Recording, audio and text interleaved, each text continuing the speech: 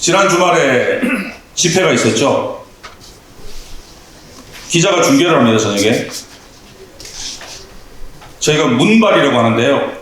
앵커가 처음에 앵커 투샷을 잡지 않습니까? 그럼 뒤에 백판이 있어요. 백판이 있고 앞에 이제 큰 자막이 나가지 않습니까?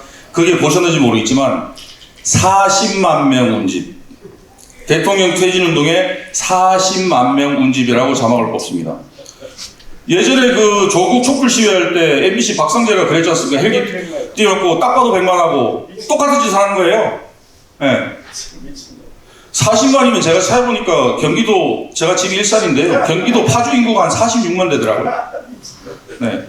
그러니까 왜 그런 짓을 하냐면 여전히 이 사람들은 자기들이 이길 수 있다고 믿습니다. 대통령 지지율이 낮게 나오니까 조금만 더 밀면 밀리겠구나.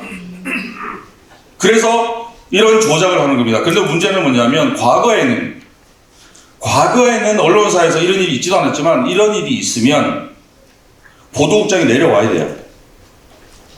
그리고 입사한 지 1년차, 2년차 되는 기자들도 모여가지고 보도국장 방에 몰려갑니다. 나오세요. 당신은 자격이 없습니다. 그런데 지금 회사가 절간입니다. 왜? 같은 편이니까요. 이 사람들은 더 강력해질 겁니다. 더. 어떻게 강력해지냐면 아까 제가 뭐 연대도 말씀드렸지만 이 사람들은 굉장히 조직화되어 있고 뇌혈관 사이사이 하나까지도 다 연결이 되어 있기 때문에 굉장히 조직화된 힘. 특히 뭐 제 표현이 맞는지 모르겠습니다만 손가락 부대들만 뭐 자기들 표현으로 한 100만 명 된다고 하지 않습니까? 그런 식으로 또 호도하고 또 물리력을 행사하고 나가는 거죠. 제가 지난 6월에 노동청에 YTN 인사 블랙리스트 관련해서 제가 직접 소장을 써서 고발을 했습니다. 저는 법이 뭔지도 모르는데 노조원 수가 적고 노조비도 없다 보니까 모든 걸 이제 자체적으로 해결해야 되는데 왜 고발을 했냐면 인사 만행 때문에 목숨을 잃을 뻔한 분들도 있었고 지금도 이제 평생 약을 먹지 않으면 살 수가 없는 분들이 있기 때문에 제가 그분들을 대신 고발해서 무슨 얘기냐면 2018년도 9월 27일 날 MBC 노조위원장 출신 정창영 씨가 청와대 낙하산 줄을 타고 YTN 사장으로 왔습니다. YTN에 Y자도 모르는 사람이 YTN 사장으로 그냥 온 겁니다. 언론노조위원장 출신이라는 이유 때문에. 그런데 그 바로 다음날 새벽 5시 반에 이 사람이 60여 명의 보직자들을 전격 보직을 다 내려버립니다. 그 사람이 어떻게 알았을까요? YTN 직원이 누군지도 아무도 모르는데 취임한 바로 그 다음날 새벽 5시 반에 전격 인사를 내버립니다. 그리고 언론노조원으로 인사를 다 올려버립니다. 그러면 보직이 박탈된 그분들 평균 나이가 다 50살이 넘어요. 그리고 지금은 이제 정년 앞두고 계신데 그리고 일부는 뽑아서 한 20여 명 되는데요. 뽑아서 어떻게 했느냐? 야근 전담으로 발령냅니다. 야근 전담. 방송사에서 야근 전담이 무슨 일을 하느냐면요. 저녁에 한 8시 정도에 출근합니다. 그리고 밤새 기사를 써야 됩니다. 불이 났다고 하면 불난기사 써야 되고요. 그거를 몇 년째 하고 있습니다. 그것을. 근데 그분들한테 야근 전담 발령을 낼 때 어떻게 했냐면은 회사에 회의실이 되게 많습니다. 모욕감을 주기 위해서 계단 옆 창고로 부릅니다. 보도국장이라는 자가. 창고로 불러서 내일부터 야근입니다. 자기들이 최근에 와서 뭐 언론 탄압 어쩌고 저쩌고 하는데요. 제가 알기로는 대한민국 헌정사상 언론인들을 이렇게 대량 학살하고 대량 인사 발령낸 사례가 있을까 싶습니다. 근데 당시에 그분들의 평균 나이가 얼마인지 아십니까? 50대 중반입니다. 그래서 지금도 야근을 하고 계신 분인데 어떤 분은 극단적인 선택까지 하시려고 했었는데 발견이 되어서 하시고 어떤 분은 산에 잠시 올랐다가 쓰러져가지고 지금도 이제 평생 약을 드셔야 되고 민노총 언론노조가 했던 이거 뭐 YTN뿐만이 아니고 뭐 KBS, MBC 다 동일하게 벌어지고 있는데요. 그럼 그 사람들이 왜 이렇게 하냐면 결국 아까 처음 말씀드렸다시피 그겁니다. 권한유착, 정치권의 특정 정파에 잘 보여서 자기들이 원하는 사내 권력을 아주 오랜 기간 동안 얻기 위함이었죠. 근데 그거를 또 활기친 사례가 딱 하나 있었잖아요. 이전에 이해찬 의원이 그런 얘기 했지 않습니까? 진보 정권 못 가도 30년 간다. 이 사람들이 이걸 믿어버린 거예요. 아, 30년이면 내가 여기서 실컷 해먹고 나와도 정년 퇴직하고 나도 나한테는 아무 일이 없겠구나. 그런데 덜컥 5년 만에 정권이 바뀌어버렸지 않습니까? 바뀌어버리니까 이걸 계속 유지해야 되니까 어떻게 하느냐? 더 악랄하고 더 교묘하고 더 지저분하게 조작하고 날조하는 것입니다.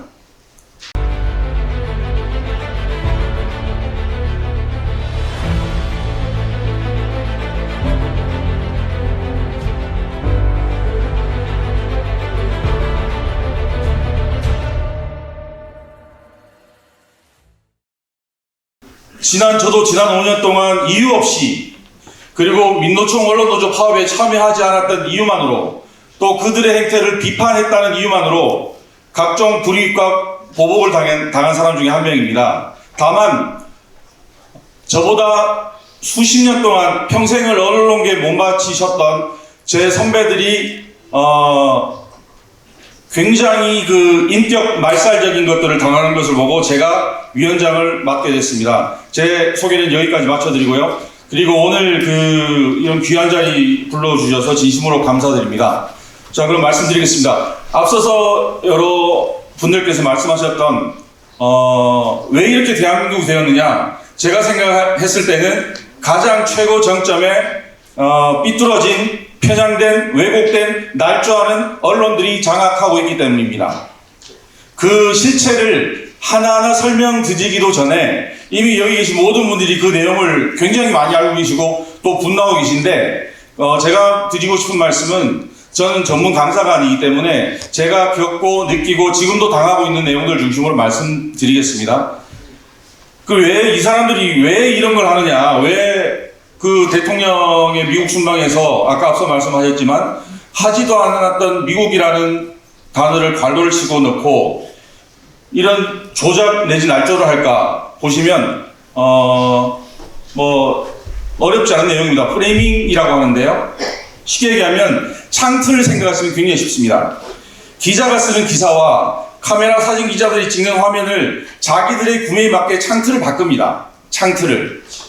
그래서 어떻게 가냐면 자, 오늘 코로나 확진자 수가 3만 명 이나 되었습니다와 오늘 많이 줄어서 3만 명으로 줄었습니다라고 하는 것은 의미가 굉장히 큰 차이가 있거든요. 그럼 왜 이 사람들이 왜 이런 짓을 하느냐? 결국은 뭐냐면 원래 이 언론에서 이런 걸 했을 때는 긍정적인 효과, 여론을 집중시키는 효과를 위해서 이 프레이밍 효과라는 것을 개발을 했는데 그 이후에 이게 변형되고 왜곡되어서 보시면 여론 조작이나 선동의 언론들이 앞장서고 있습니다. 쉽게 예를 하나 들어드릴게요. 유명한 사진인데요. 지금 보시면 포로인지 아니면 적군인지 모르는 사람들한테 총구를 겨누고 있습니다. 굉장히 위협적인 장면이죠. 근데 같은 사람에게 물을 주고 있습니다. 이 그림에서, 이 사진에서 어떤 사진을 선택하느냐에 따라서 이것을 바라보는 독자 내지 시청자들의 생각은 굉장히 달라질 수 있습니다. 첫 번째 보면 굉장히 위협적인 군인, 두 번째는 굉장히 인도주의적인 군인. 원래 이 사진이 뭔지 보여드리겠습니다. 원래 사진은 이겁니다. 포로를 잡은 겁니다. 포로를. 그런데 제대로 된 언론이라면 이 전체 화면을 다 보여주는 게 맞습니다. 그리고 판단은 독자나 시청자의 몫이 되어야 됩니다. 근데 지금의 언론들은 교묘하게 자기들이 유리한 것만 잘라서 이렇게 보여줌으로써 여론을 선동하고 조작하는 것입니다. 근데 지금 앞서도 기사님께서 말씀하셨지만 최근에 MBC나 YTN이 하고 있는 것은 이 선동을 넘어서서 조작과 날조를 하는 것이죠. 조작과 날조라는 건 뭐냐면 이거는 있는 것이지만 아예 없는 것을 있는 사실처럼 만들어버립니다. 아예. 더 나아가서요. 처벌을 못 시켜요? 처벌을 시킬 수 있지만 지금 이 처벌 내지 아니면 이런 내용에 대해서 규제할 수 있는 기관의 장들이 지난 정부에서 다 알밖에 있는 사람들이 있기 때문에 아예 거들떠도 보고 있지 않습니다. 그래서 5년 동안 이 사람들이 언론사에서 무슨 짓을 했냐면 간단하게 말씀드리면 적폐청산과 공정보도가 굉장히 중요하다는 프레임을 아까 제가 창틀을 보여드리지 않습니까? 창틀을 더 씌웁니다. 그래서 저처럼 파업에 참여하지 않았던 사람들, 언론노조에 호응하지 않았던 사람들은 모조리 적폐로 규정합니다. 그래서 내부적으로 어떤 짓을 했냐면 굉장한 공포감을 묻어주고 이 사람들을 인사위원회라든지 이런 걸 열어서 이 사람들을 아예 엄청난 보복을 해버립니다. 이런 거죠. 이 사람들이 생각한 논리는 우물 안에 물고기가 100마리가 있다고 해서 그 100마리를 다 죽일 필요가 없거든요. 딱 3마리만 꺼내서 목을 치고 피를 보여주면 97마리의 물고기가 굉장히 질서정연하게 돌아다닌다는 것을 이 사람들은 너무나 잘 알고 있습니다.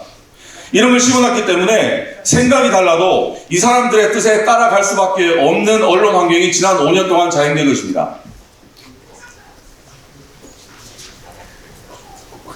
자, 보시면요. 이게 민노총 산하의 언론 노조가 뭐 적게는 70%, 많게는 언론사보다 거의 95% 이상 언론 노조원들이 장악을 하고 있습니다. 그러다 보니까 이 사람들이 적폐청산, 그러니까 우리한테 호응하지 않았던 기자들, 제작자들은 적폐이기 때문에 마구 찢어 발기도 된다라는 그런 것들을 가지고 살았단 말이죠. 그러다 보니까 뭘 만들었냐면 똑같습니다. 이름만 다르지 KBS 진실과 미래위원회, MBC YTN 미래발전위원회 이러면서 대량 징계와 해고도 있었고요. 최근에 이제 MBC 같은 경우에는 이제 소송에서 위법성이 드러났고 저도 YTN에서 자행되었던 그 불법적인 행위에 대해서 지금 고발을 준비하고 있습니다. 자, 앞서 제가 설명드렸던 것처럼 자, 프레이밍이라고 하는 틀을 어떻게 짓냐면 여당 후보, 이거 대선 때 잠깐 말씀드리면 여당 후보에 대해서는 긍정 프레임을, 당시 여당이었죠. 그리고 당시 야당이었던 윤석열 후보에 대해서는 부정적인 프레임을 굉장히 많이 더 씌웁니다.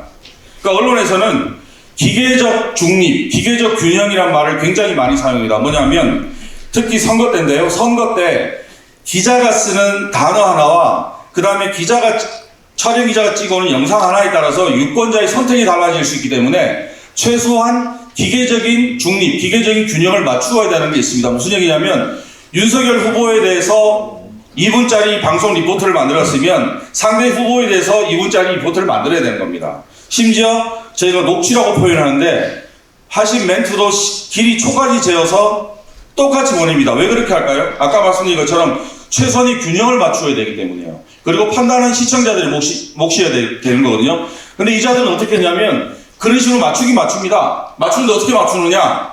윤석열 후보는 어디 가서 속껍데기를 벗겼다. 여사님이 어떻게 했다. 이런 식으로 기사를 씁니다. 그리고 이재명 후보에 대해서는 어디 자원봉사를 하러 갔다.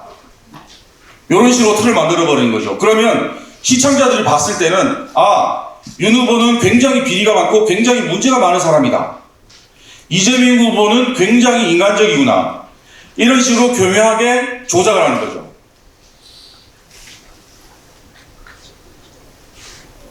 그 결과가 뭐냐면 제가 직접 조사를 한 게 아니기 때문에 이미 뭐 저희 알고 계시는 불공정방송 국민감시단에서 나왔고 이 사람들이 했던 걸 살펴보시면 수천 건에 이르는 이런 틀짓기 작업, 여론 조작을 했습니다. 간단하게 예를 좀 들어드리면 뭐 지금도 주말에 하고 있지만 이런 식으로 틀짓기를 합니다. 보시면 윤석열 대통령에 대해서는 플래카드를 굉장히 클로즈업합니다. 그리고 굉장히 풀샷으로 사람들이 많아서 사람들이 이만큼 반대를 많이 하는구나, 정말 문제가 있는 대통령이구나 라는 걸 보여주는 거죠. 반대만 보시면 이재명에 대해서는 최소한으로 축소해버립니다. 그래서 사람들이 이게 뭔지도 모르는 집회인 것처럼.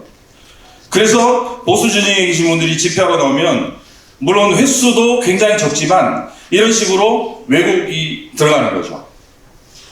그래서 아무리 옳은 주장을 하고 아무리 많은 말을 해도 현재 언론 상황, 특히 방송 지형이 민노총 산하 언론 노조에 장악되어 있기 때문에 그것을 만들고 취재하고 그것을 승인하는 데스크까지 위에 사장까지 모조리 민노총 산하 언론 노조원이 장악을 하고 있기 때문에 이런 게 가능한 겁니다.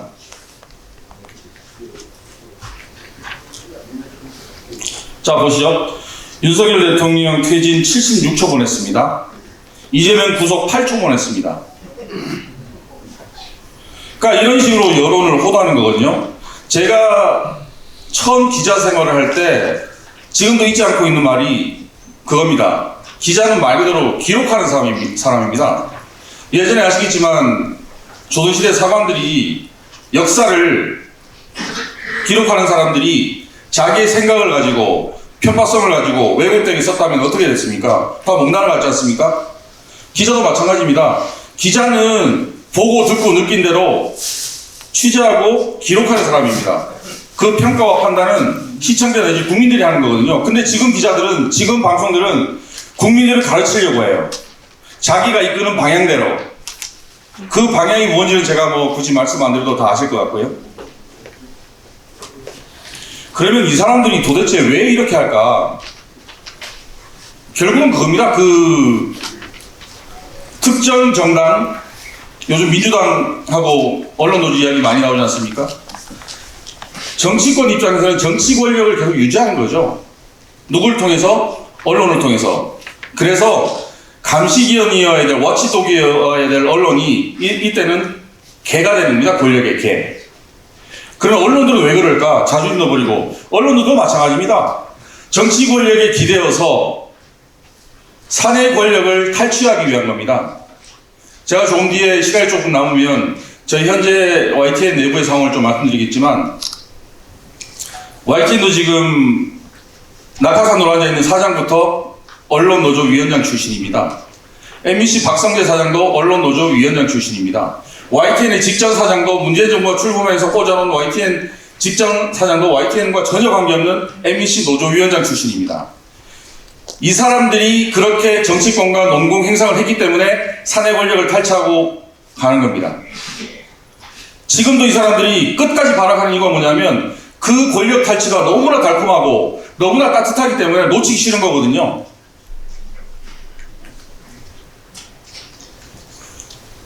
사실 제가 정상화 방안이라고 썼지만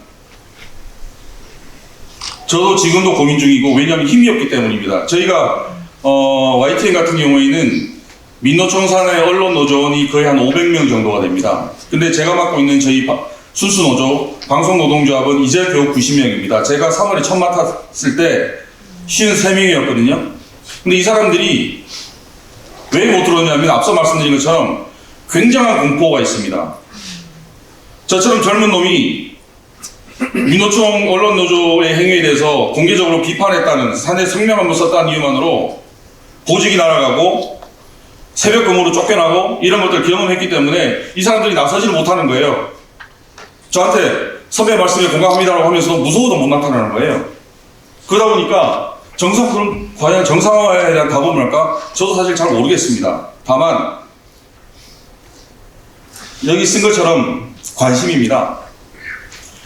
MBC도 그렇고 KBS도 그렇지만 저희도 굉장히 절박합니다. 제가 조금 뒤에 구체적인 사례를 좀 말씀드리겠지만, 그리고 두 번째 뭐냐면 같은 내용인데요. 연대입니다. 도와주셔야 됩니다. 그리고 같이 힘을 합쳐야 됩니다. 지금 아까 어떤 분 선생님께서 말씀하셨지만, 그럼 왜 이렇게 제재를 받지 않느냐? 그건 뭐냐면 문재인 정부가 끝나기 며칠 전까지도 요소요소에 알박기 인사를 다 했습니다. 임기가 그래서 3년도 남은 분들도 있고요, 2년이 남은 분들도 있고요. 그렇다 보니까 이분들이 움직이지 않습니다. 최근에 제가 국가보고 깜짝 놀랐는데요. MBC 사태에 대해서 방송통신심의위원장 정현주 씨한테 이야기를 하니까 인력이 없다고 얘기를 합니다. 세상에 그런 말도 안 되는 얘기를 어떻게 할 수가 있습니까? 그러면은 자기들이 지금 170석을 가지고 있으면서 문재인 정부 때 뭘 했나요? 그런 사람들이 버티고 있기 때문에 아무리 저희가 목숨 걸고 아깝거려도 듣지도 않습니다. 그 세 번째 뭐냐면, 이제 마지막 이야기인데요. 결국은 아까 저희는 뭐 자유민주주의 국가고 그 근간은 저는 법치라고 생각합니다. 근데 우리나라는 너무 처벌이 약해요. 아까 여러분들께서 MBC 기자 이기주 기자의 그 말씀하셨지만 백악관 출입자는 그렇게 뽑지 않습니다. 굉장히 많은 스크린을 거치고요. 굉장히 많은 평가를 합니다. 근데 그 누구도 그거에 대해서 언론 탄압이라고 이야기하지 않습니다. 요즘은 저기 뒷골목 건달들도 저렇게 안 할걸요? 저도 기자 생활 수십 년 했지만 저렇게 할 수가 없습니다. 제가 노조위원장 되고 저는 개인적으로 매일 정장 입고 다닙니다. 이게 지금 오늘 제가 발표 때문에 온 게 아니고요. 저는 노조위원장 출근 첫날부터 정장을 입고 다녔습니다. 사람들이 이야기를 하더라고요. 왜 노조위원장인데 왜 이렇게 다녀? 그래서 제가 그랬습니다. 그러면은 민노총이 하는 것처럼 노조위원장 수염 기르고 청바지 입고 조끼 입고 머리띠 두고 다녀야 그게 노조위원장이냐고. 그럴 거면 차라리 제가 그랬습니다. 그럴 거면 차라리 난 문신하고 다니겠다고. 더 무섭게 보이게.